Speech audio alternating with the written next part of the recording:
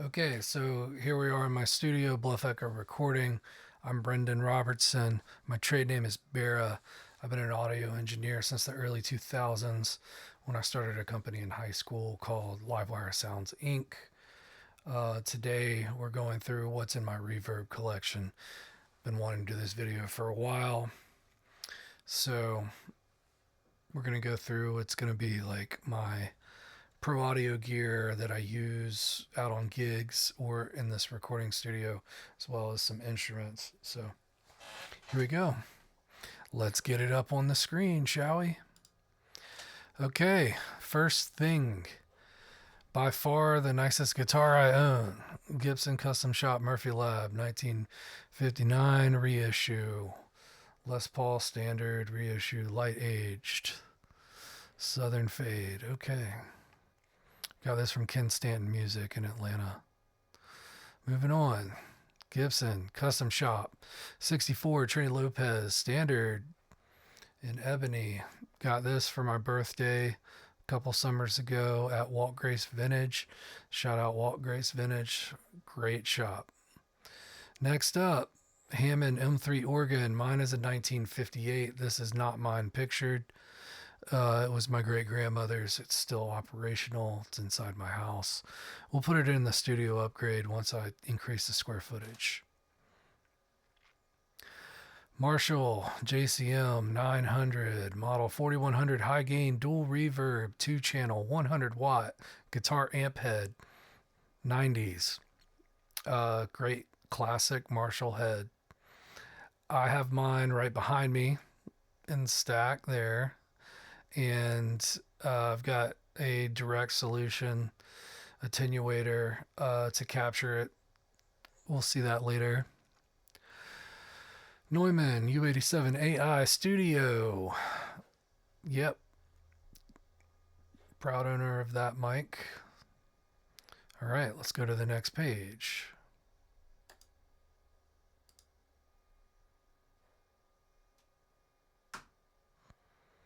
All right. Rupert Neve Designs, Portico 2 channel. Key microphone strip right here. Next up, Fender American Vintage 62 Jaguar from the 2000s.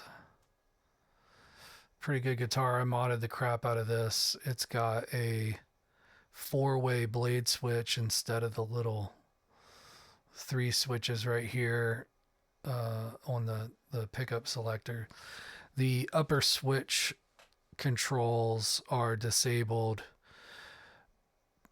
but between the 3-way switch and a push-pull knob, I've got your standard 3 neck positions plus an out-of-phase sound, plus a series parallel selection. Moving on. Fender Blues DeVille 2-channel 60 watt guitar combo 90s. Tweed, bought that used. It's pretty cool. It's modded. I didn't do the mods. I don't know what the mods are, but when I look under the hood, the circuit has been changed a little bit. It's not a hand wired amp. It's on a PCB. I use a different preamp going into the power amp section of this amp. It's loud. It's a pretty decent amp. The preamp and the reverb are not great, but if you have a different preamp and a different reverb solution for it, you got a great setup. Solid State Logic 6-channel 500 series channel strip module 2021. I just got these in. I got a pair of them. I do suggest if you buy pro audio stuff, try and look for a listing that is a pair and get 2 of whatever it is. Always helpful in pro audio world to have 2. I just installed these. I have a video up that shows me unboxing these. Radial Workhorse Power Strip 3 slot. That's what I just installed the solid state units into. Next up, Kush Audio Electra 500 Series EQ module. This just came in. It is sitting right over there. And we have not unboxed it yet. I will make an unboxing video of that. Looking forward to using and playing with that, especially in side, I want to try a mid-side EQ setup for my bus mixes using the Neve, and then so the Neve would be like center channel, probably, most likely. I'll go to default to the center channel for the Neve Portico strip, and then for the sides, I will go into the solid state Logic and the Kush Audio in series. So we'll see how that goes. Strymon Volante Magnetic Echo machine. This is a great echo. Currently, I have this on one of my guitar rigs just as a slapback. This is a great sounding delay. The purpose that I bought it for was to have an outboard delay for mixing consoles that could travel with me. Next up, Empress Reverb. Okay, so this one I have set up with my Marshall rig currently, but I also bought it to have an outboard reverb unit. It has a really nice reverb and delay setup, so I like dual unit effects. The Strymon also has spring reverb sound. All sounds very good. This unit and this unit, I think, are the best sounding units money can buy in a pedal and use for pro audio purposes. Realistic Reverb microphone 1980s. Okay, this was just a fun purchase. It was like $20. It's got a little karaoke echo unit built into it. I have not used it for anything yet, but this is very fun. Next up, Gibson Murphy aged R8 gold top, 2008. This is an anniversary model of a 58 gold top, which is a little bit different spec than your usual gold top, which would be a 57, but it's a gold top with 58 specs. Gotta love it. It's one of my favorite instruments. Next page. What do we got? Okay. Triton Audio FET Head Germanium Inline Microphone Booster. This thing, I didn't like it first until I tried it on my modified 57 on my deluxe reverb amp. So I tried it on every dynamic mic that I have, and I just kind of didn't understand what it did. It was, a little dirty. And I just kind of tried it with like my voice, I think, just to kind of understand what it was doing. But I didn't really understand what it was doing. But like I said, one time I just kind of stuck it on one of my modified 57s. The modification on the 57 is I removed the transformer on it, and it sounds awesome. It kind of sounds like a finished guitar track with 157 and the FET head. They work together pretty nicely. All right, moving on. Neumann TLM49 large diaphragm. Love this Neumann. I got this last year after working a gig with Ricky Skaggs, who was using it on stage for his mandolin. I'm speaking into it now in this video, going through the Neve Portico. This is a great do anything microphone, in my opinion. It's a little warmer than the 57. No, I'm sorry, a little warmer than the 87, and just a and much more affordable. Just a great large diaphragm. Good complement for any other microphone too if you want to dual mic something. Moving on. Okay, this is a bad picture, but BERA Dynamic TG D57 clip-on condenser drum mics. I own 4 of these. These are pretty awesome little clip-on condensers. High SPL, goosenecks, really strong mounting system. Excellent. Moving on. D6 kick mic. This is my kick mic of choice for single kick or single microphone setup. Here's a little DW drum hardware stand. Love that. Sabian HHX 22-inch thin crash. Awesome. It's right behind me. Sabian 18-inch thin crash. Also right behind me.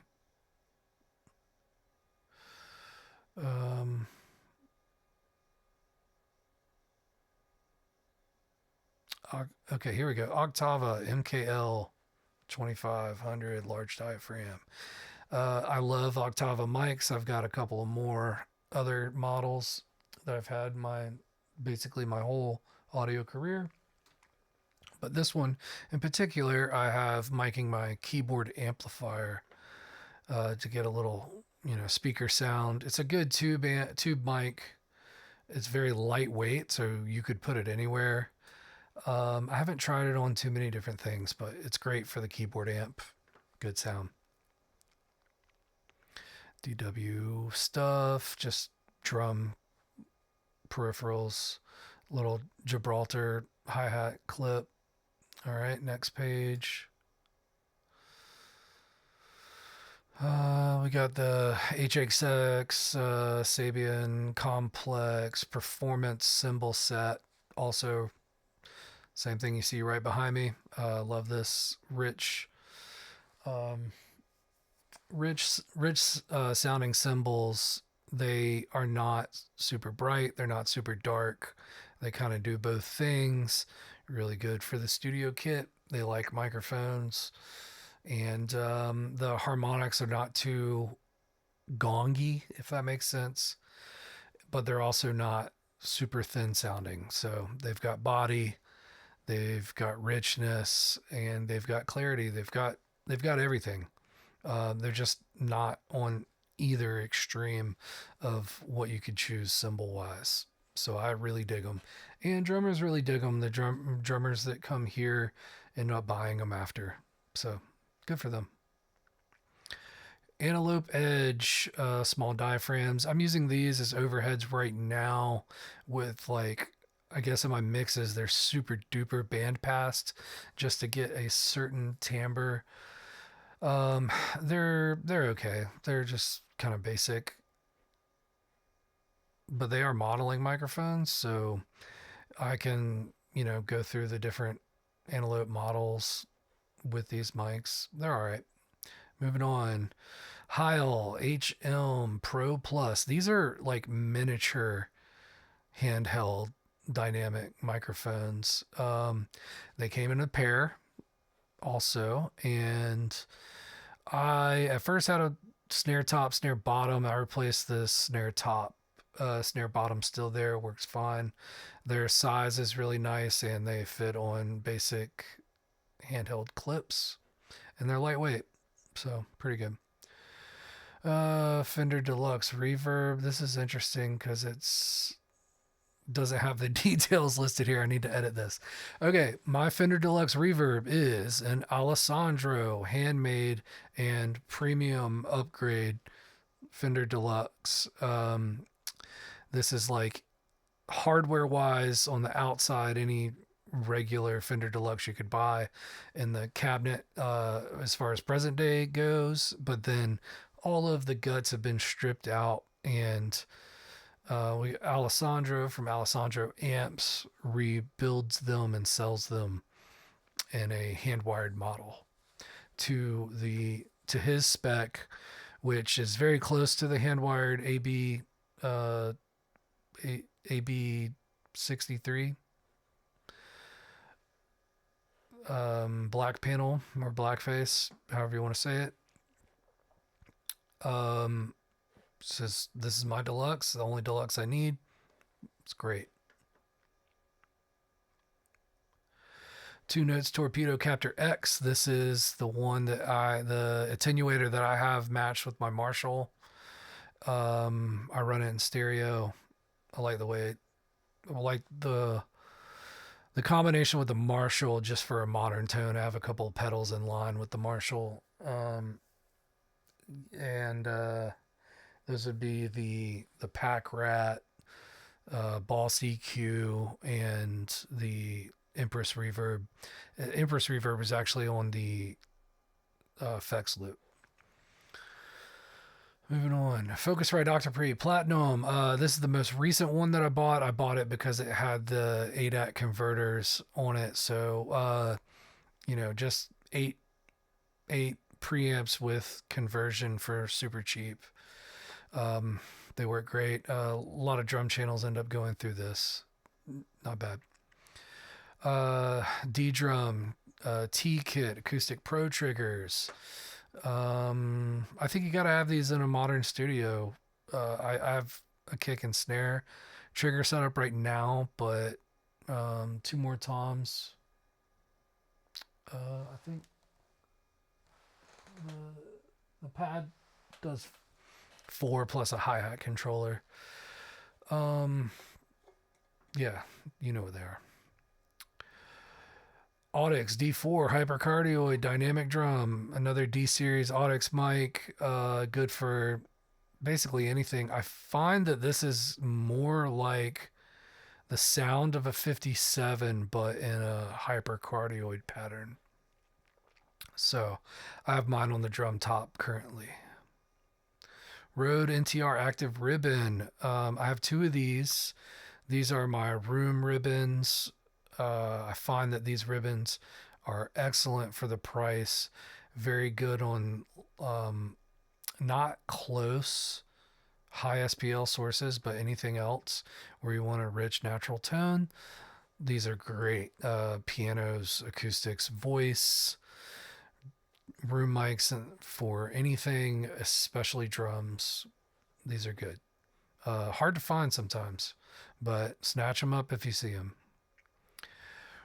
Rode M5 small diaphragms. A pair of these, they are actually pretty good close mic drums. I use one as an inside kick on a non-ported kit. Right now it actually travels through the tom mount. So I took the caps off of the tom mount bar and just went straight down in to get that inside kick sound. It's okay. It just kind of I would rather have a ported drum head, but it's just not ported right now. But I just drop one of those in there and it gets that inside the shell sound. And the other one I put on the top of the snare and right next to my Audix D4. All right, next page. We got Ronnie's guitar straps. I love Ronnie's guitar straps. Gibson SG Special 2021. Okay, this one came from St. Louis, which is Eddie's Guitars. Shout out to Eddie's Guitars. This is a USA Gibson model, but the appointments on this are so spectacular. It plays just like any of my custom shop instruments. Eddie's Guitars is a great place to buy Gibsons. Probably any guitar, but if you're looking for a good Gibson, you can shop Eddie's. Here we have a 12AV6 tube. Don't know where I put it. Here we have a Raytheon 35W4. This probably went into a vintage amp for an amp that is coming up.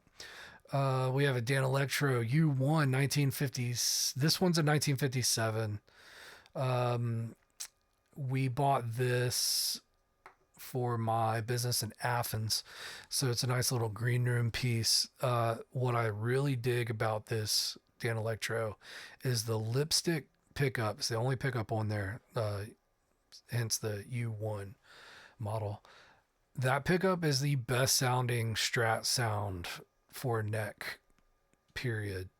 It's not, noiseless, but it just sounds uber nice for like a neck Strat single coil tone.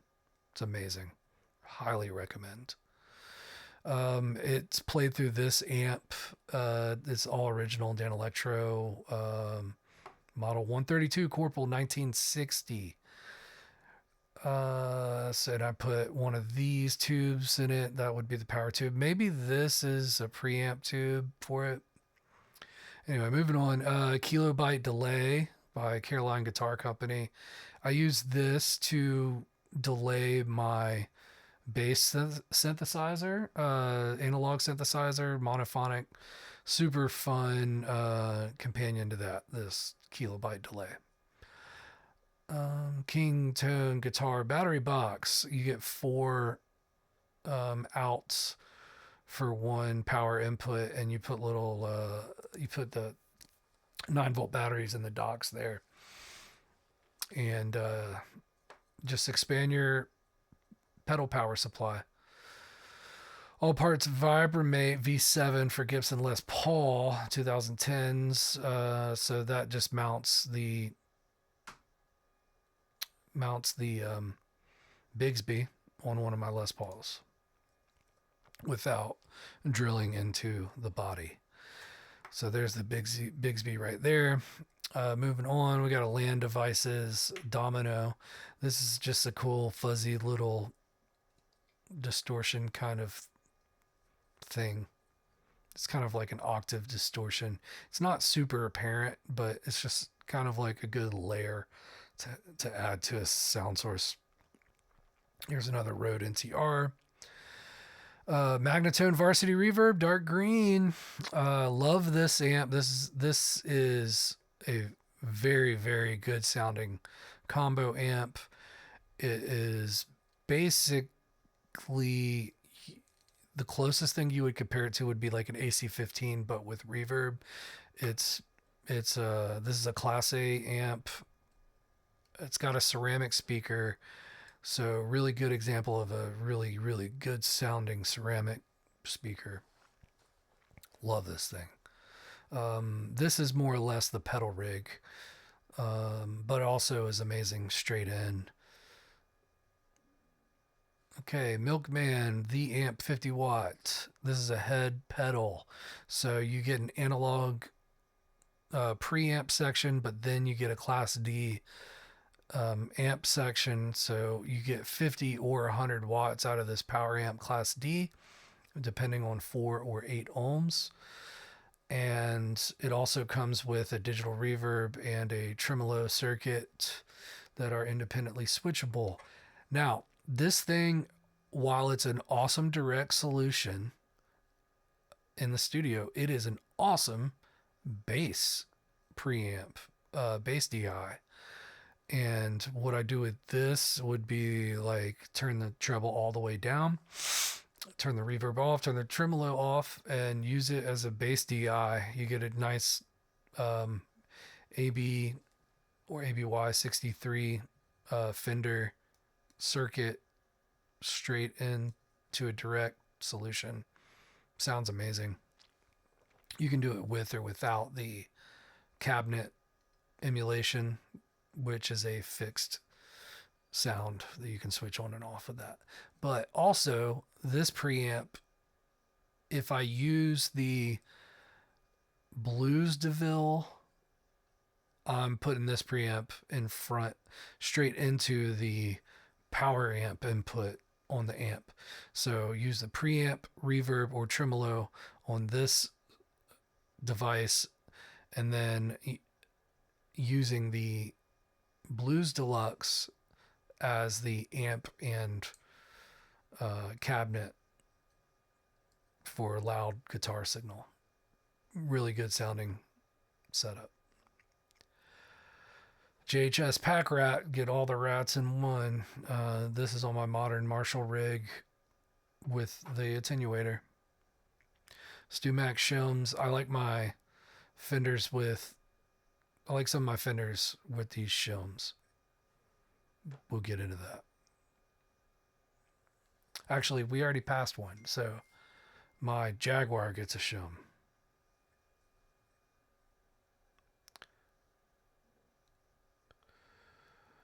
All right, Strymon Iridium 2019. Here's another direct solution that I keep in the studio. I don't use it that much, but you know, it's okay. It's a real quick pedal. Here's a little switch that I put on one of my basses. Focusrite ISA 1 desktop mic pre. This one's modified by Revive Audio. I dig this thing. You get impedance selections, but it's also like this really cool all-in-one kind of uh, unit. So you get a DI channel, you get a mic channel, so you switch back and forth of those, and you get a headphone channel, and but you also get like I think you get an aux input, and then you can switch between what you're hearing in the aux input versus what is coming in straight to the preamp or DI inputs. So the thing that I did with this device was I took two AVIO Dante adapter units, and basically I made this into a digital interface. It doesn't have the digital card on it, so caveat, I had to come up with a different solution. The card was like $1,000, but the AVIO in total was maybe 400 or a little less. And so with the Dante adapters, you get 2 in and 2 out analog converters, and that it basically just turns this into an all-in-one interface with headphone monitoring and easy analog controls on it. Can't go wrong. Nice straightforward setup. Next page. Cables. Talk box just for fun. Stumbled upon this little attenuator. It attenuates whatever guitar combo I use. It's a real cheap one, but affordable, being cheap, and it does the job.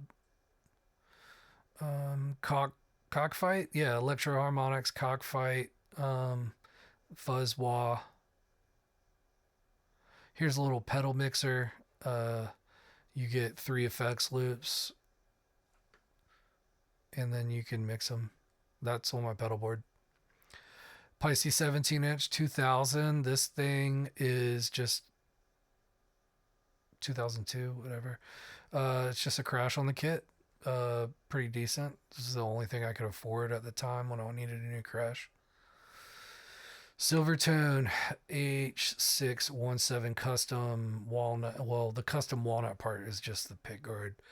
But 1962. This is a not fully restored vintage student model acoustic guitar, but I think everyone needs one. This is from BW Restoration. That's my main acoustic guitar in the studio.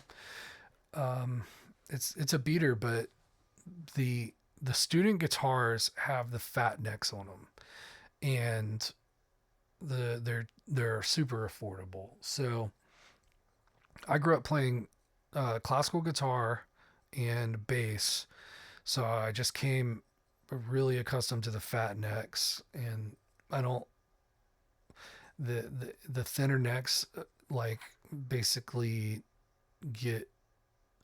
become too painful in my hand after playing for extended periods of time. All right, next page.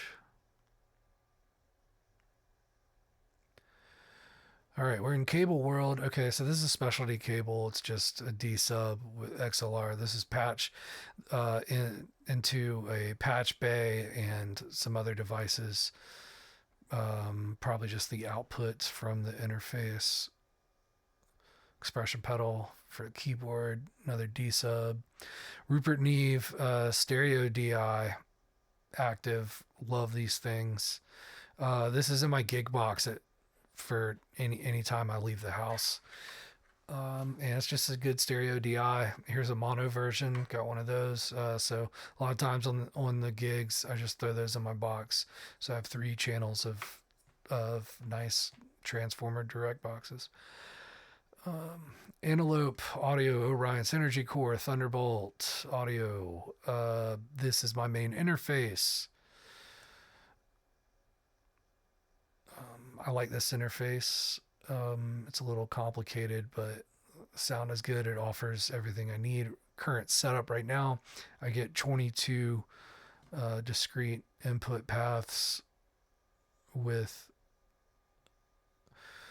this. So that comes with 12 onboard preamps. I have another 8 through 8 out with the Focusrites, and then another 2 with, they're not preamps, but they are analog signal paths through this converter.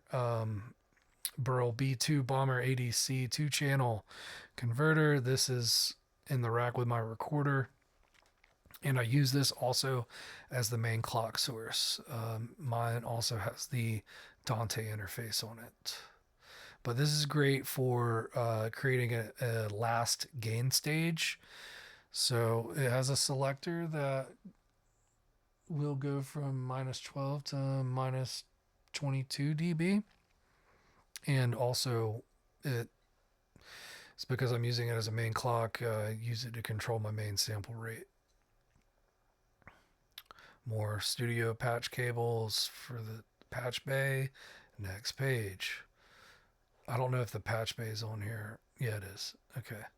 Here we go. The HOSA tiny telephone for the patch bay. More cables. AKG K240s. These go with me on the gig. I find these to be pretty good for like front of house mixing.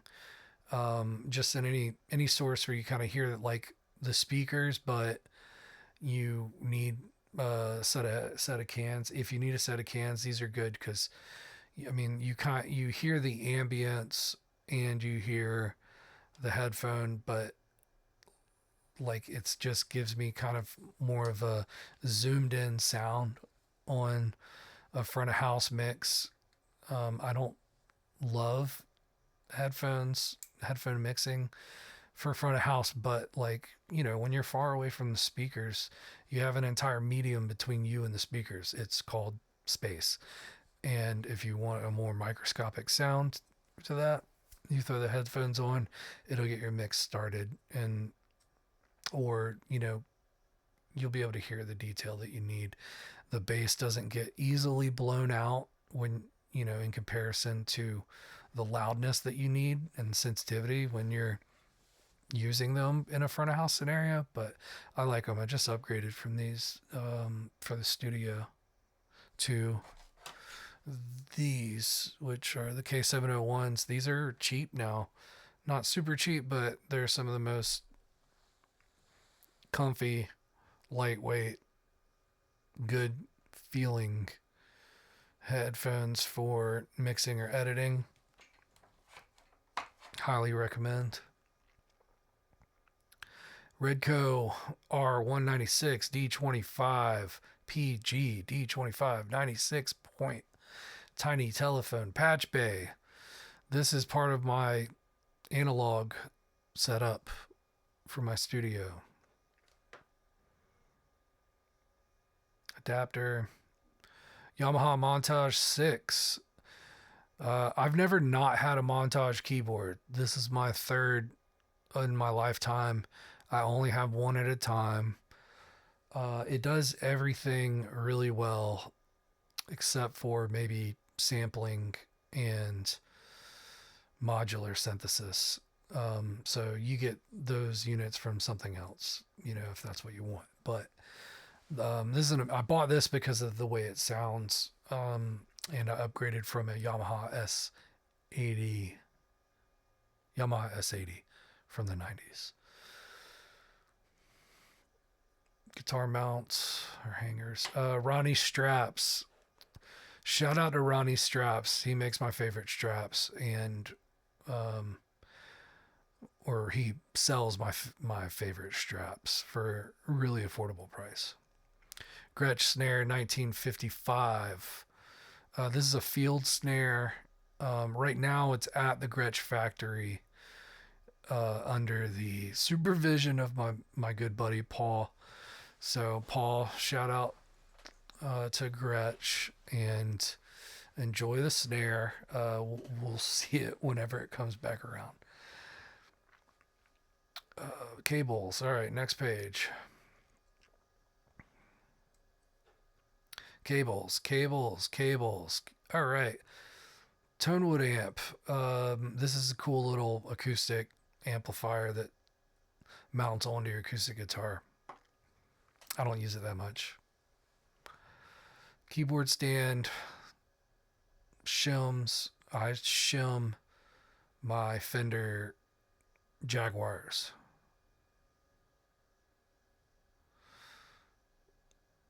Guitar parts.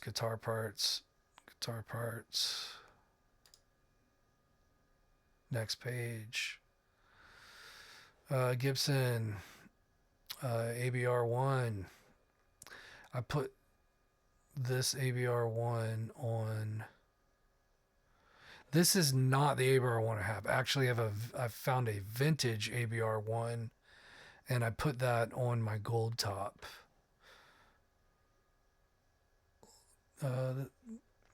Neck check. Okay. Another Ronnie's guitar straps. Those are amazing. Hammond organ oil. Telefunken TD26 1969. I've never used this microphone. It's in pristine condition, but I don't have the adapter for it. It has a very strange adapter, or very strange connector. I need to get a new adapter for that, and I would love to know what it sounds like. Sony ECM 99. This is a stereo microphone. It came with a broken element mount for the internal capsules, so I've never used it.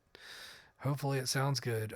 This is an electret condenser. I think I have to put a 9-volt battery inside of the handle for it. Maybe not, but I think that's the case. Behringer acoustic preamp. I used this once for my acoustic guitar at my brother's wedding. Digidesign Excel Core PCI card. Now, you really can't beat the price on these right now. Outdated Digidesign Pro Tools hardware. I bought 2 of these, or had 3 of them inside this HD96 to run an old Pro Tools machine. It's sitting in my garage. Don't use it anymore. Ronnie's guitar straps. PRS pickup. JHS pulp and peel compressor. Knobs. Bridge. Guitar parts. Here's a Dwayne Allman strap. I dig the straps with the brass rings. Here we go, another BW restoration. This is a full restoration Stella H929 custom. Well, the custom part is just the pick guard and the rosewood bridge, but this is a 1965. I thought I saw a stamp inside of this that said 1959. I could be wrong, but the stamp does not say 1965 on it.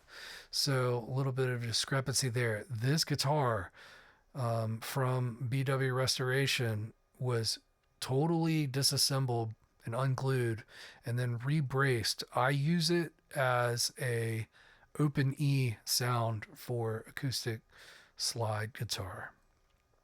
Love the sound of this thing. Just some push cloth for guitar repair parts. This is the switch blade plate that I put on my Jaguar. It's got a cool slant to it. Love it. Guitar parts. This is a push pull. What do we got? Treble bleeds, custom 4-way switch, loaded pick guard for a strap. JHS Morning Glory. This was my first ever reverb purchase right here. Alan Heath Mix Wizard. I've had this almost my entire career. This is the second analog mixer I've ever owned.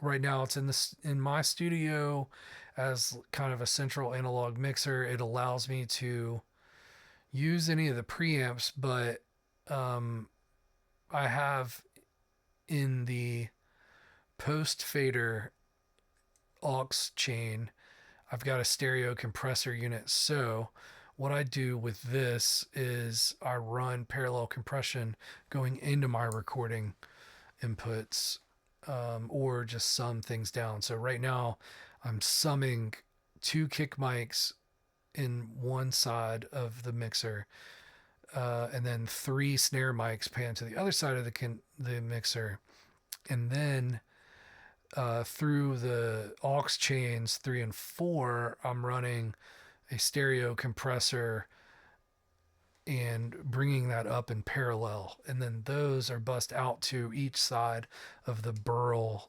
B2 analog digital converter. All right, roll an Octapad. Use this to set up the triggers and just whatever for the drum pad, or for the drum setup. Here's the K701s. Okay, Marshall, these are the cabinets that I have underneath the head, stacked behind me. Novation Bass Station analog synth. Shure SM57. I have 2 Shure SM57s. In a 58. My 57s, I removed the transformers, and so they're less sensitive, so they're really good for, I mean, they're the same mic. It's just you get a reduction in the 5K bump and and consequently removing the transformer not only removes the bump, but it also takes the sensitivity of the microphone down. So you have to gain it up a little bit, and you get a little bit more noise on there. So my suggestion is you put it in front of super loud sound sources, and it's a workhorse, road dog. Octava MK01202 small diaphragms. I've had these my entire career. They're good on anything. Mine right now are kind of janky. They work sometimes. I would replace them, but I can't get it as good of a deal as I got in the 2000s from Guitar Center that I got for this. Yamaha HS8 powered studio monitors. That's what I have in the studio now. Looking to upgrade. Rode K2 large diaphragm condenser. This is right now it's a mono overhead over the kit. You can see it right up there.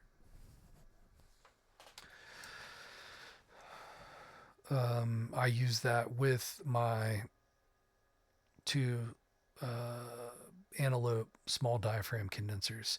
All that is up for upgrades. Fender Twin Amp 2-channel 100 watt. This is an interesting, lesser known version of a twin. I use it to amplify my keyboards in the studio. All right, next page. Let's see, Gretsch Renowned Maple Kit. I've got a 5-piece Gretsch kit. I've had it in my collection for a super long time, courtesy of AMR Music, which is no longer in business, and Gretsch Drums. Shout out to Gretsch Drums and Paul for recently reconditioning my kit after all these years.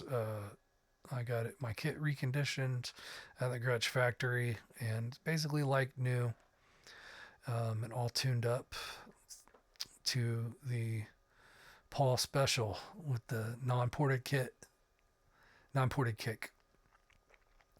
Fender Classic Baja Telecaster.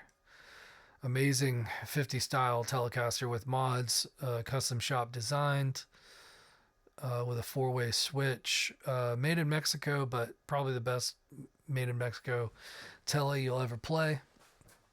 4-way switch allows for a series of parallel circuits, and there is a S1 phase switch on it. It has a fat 50s neck on it with the soft V.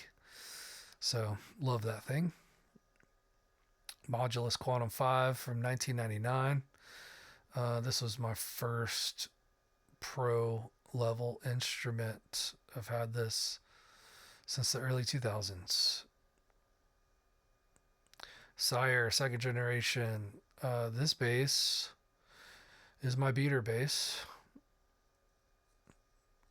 for whatever gig.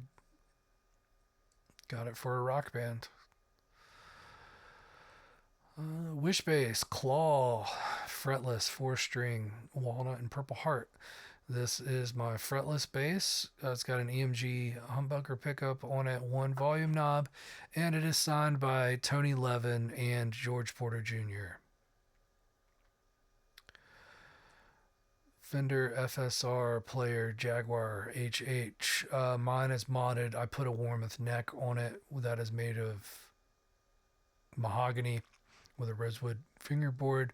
The neck that came on it was made in Mexico, Fender maple neck with a Palfaro board on it, and the Palfaro board was super dry feeling, and like, I don't know, I like a rosewood or ebony way better. It was every rosewood or ebony that I have is smooth and has a little, like, I don't know, the rosewood is kind of soft that you could like put your a thumbnail indentation in. It's that soft. Ebony is much harder, but still feels nice and slick. The Palfaro just don't do it for me. I can't stand it. It's just dry. It feels like sandpaper almost. So I got rid of that neck, or it's sitting in a closet. Took it off of that. Also modded that one with a Fender inspired stack knob preamp. So I've got 4 controls on the volume knob and tone knob in total. So 2 volume, 2 tone. And the humbuckers on that are Seymour Duncan Antiquities. Love the sound of this thing. This is an open E electric guitar for open E slide stuff. Gibson Les Paul Classic 2019 with the Bigsby. This is a cool little switchable Les Paul that I have. It's got phase, series, parallel, that kind of thing. Dan Electro EX63 archtop. This is more like an acoustic. It's got a it doesn't have any controls.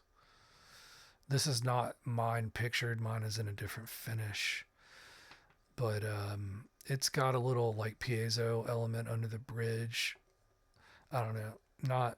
Not my favorite acoustic, but it's pretty to look at. Audix TM1 omnidirectional test mic. This is the test mic that I take to gigs with me. This is also a decent sounding mic. If you are okay with an omnidirectional pattern, you can use this mic and get a flat, clear sound on a sound source. It's not a bad microphone for any purpose. Well, maybe for some purpose, but you know, you can use it. This is what I use for, analyzing rooms, shooting rooms, that sort of thing. Decent test mic. Next, Mark Bass. This is a Blackline 250 combo.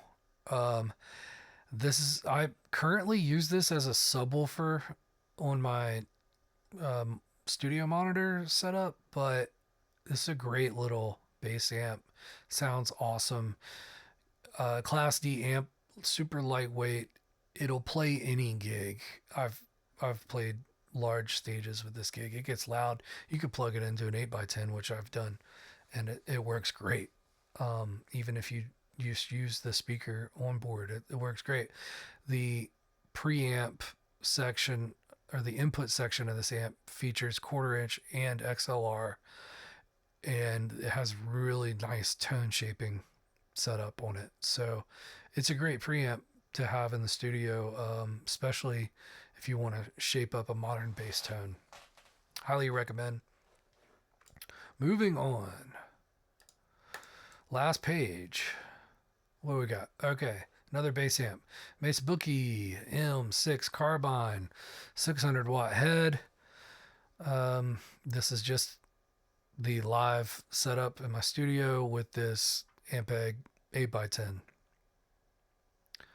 TC Electronic M300. This is part of the analog rig. This is the effects unit that I use with the Alan Heath Mix Wizard. Focusrite Platinum Octo Pre. This is the I have two of these units. This is the one without the ADAT card that I've had since 2004, 2005, somewhere around then. Had it the whole time, or my whole career, I mean. Still works.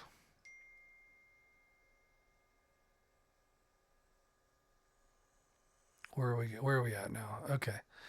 Audinate Dante AVIO 2 channels. This is what I use to create 2 Dante channels for an output. Yeah. And I've got another pair of those Dante channel for an input. These are really nice converters. You can plug them into any analog gear. They're not mic pre's, but if you've got analog line level signals, you can plug these into a Dante system. Works really well with the Focusrite ISA1 as long as you have the TRS adapters. Behringer Euphoria UMC. This is just the interface that I have for mobile stuff. If I'm not going to take the main rig, this can fit in my gig box. Fender Bassman 412 cabinet. This is powered by my Fender 100 watt twin for my keyboard. Alesis V49, just the standard MIDI controller for your keyboard for your studio. Not my favorite. Samick Sand 450. This is the last item. This is my first ever electric guitar. Right here. That Reverb has no idea what this make and model is right now. But anyway, that's it for the whole collection. I probably missed a couple of pieces, but in just to sum it up, that's it. Hope this was helpful. At some point we'll do what's in my watch list, and we'll maybe do what's in my Amazon orders. So until next time, thank you for being here, and give me a like, and maybe subscribe. Check out my website, BERAsolutions.com. There you can find free audio tools to level up your audio game. See you next time.